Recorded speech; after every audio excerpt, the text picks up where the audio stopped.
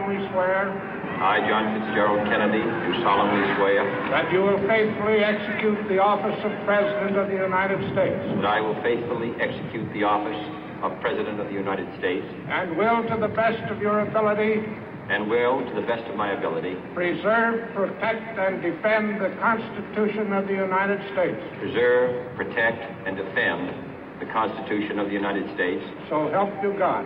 So help me God.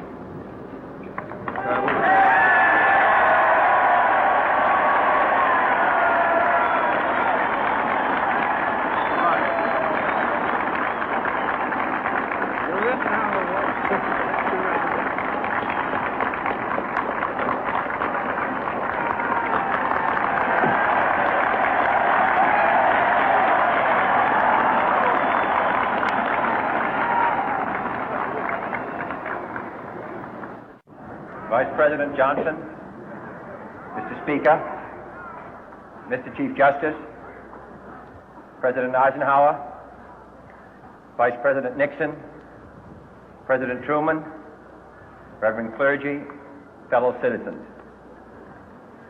We observe today not a victory of party, but a celebration of freedom, symbolizing an end as well as a beginning, signifying renewal as well as change. For I have sworn before you and Almighty God the same solemn oath our forebears prescribed nearly a century and 3/4 ago. The world is very different now, for man holds in his mortal hands the power to abolish all forms of human poverty and all forms of human life. And yet the same revolutionary beliefs for which our forebears fought are still at issue around the globe. The belief that the rights of man come not from the generosity of the state, but from the hand of God. We dare not forget today that we are the heirs of that first revolution. Let the word go forth from this time and place to friend and foe alike that the torch has been passed to a new generation of Americans born in this century, tempered by war, disciplined by a hard and bitter peace, proud of our ancient heritage, and unwilling to witness or permit the slow undoing of those human rights to which this nation has always been committed and to which we are committed today at home and around the world.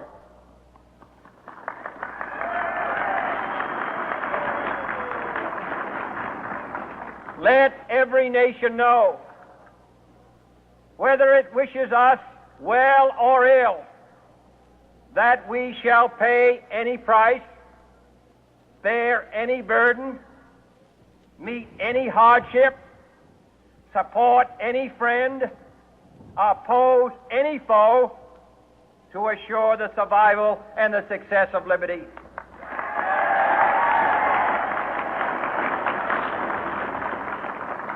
This much we pledge and more.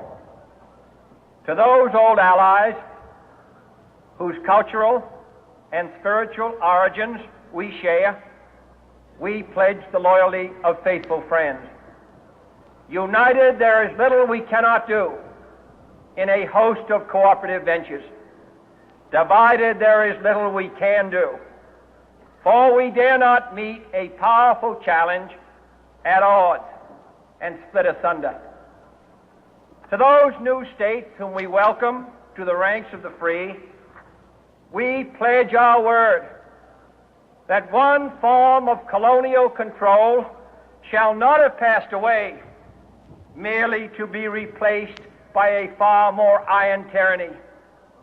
We shall not always expect to find them supporting our view, but we shall always hope to find them strongly supporting their own freedom and to remember that in the past, those who foolishly sought power by riding the back of the tiger ended up inside.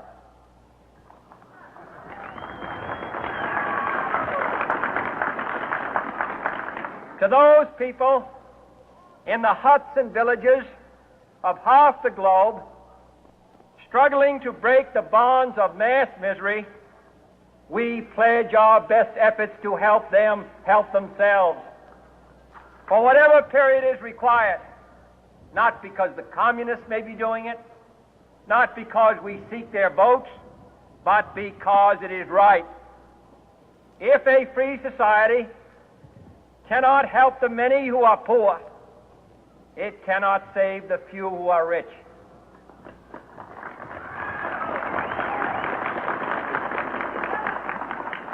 To our sister republics south of our border, we offer a special pledge to convert our good words into good deeds, in a new alliance for progress, to assist free men and free governments in casting off the chains of poverty.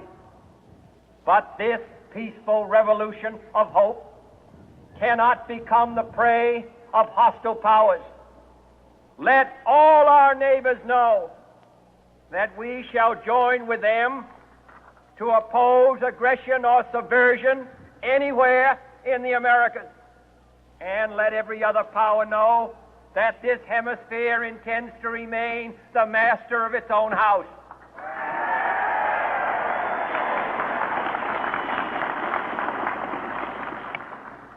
To that World Assembly of Sovereign States, the United Nations, our last best hope, in an age where the instruments of war have far outpaced the instruments of peace, we renew our pledge of support to prevent it from becoming merely a forum for invective, to strengthen its shield of the new and the weak, and to enlarge the area in which its writ may run.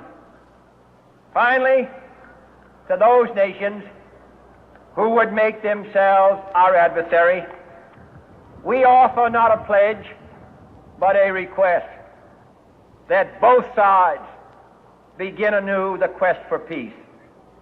Before the dark powers of destruction, unleashed by science, engulf all humanity in planned or accidental self-destruction, we dare not tempt them with weakness, for only when our arms are sufficient beyond doubt can we be certain beyond doubt that they will never be employed.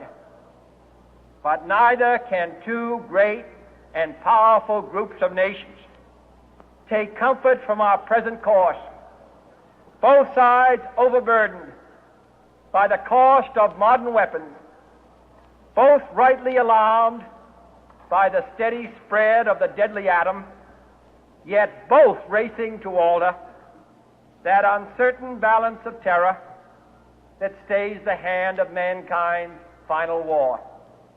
So let us begin anew, remembering on both sides that civility is not a sign of weakness, and sincerity is always subject to proof. Let us never negotiate out of fear, but let us never fear to negotiate.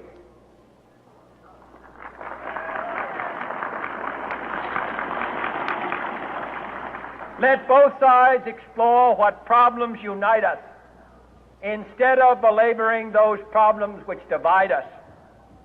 Let both sides, for the first time, formulate serious and precise proposals for the inspection and control of arms, and bring the absolute power to destroy other nations under the absolute control of all nations.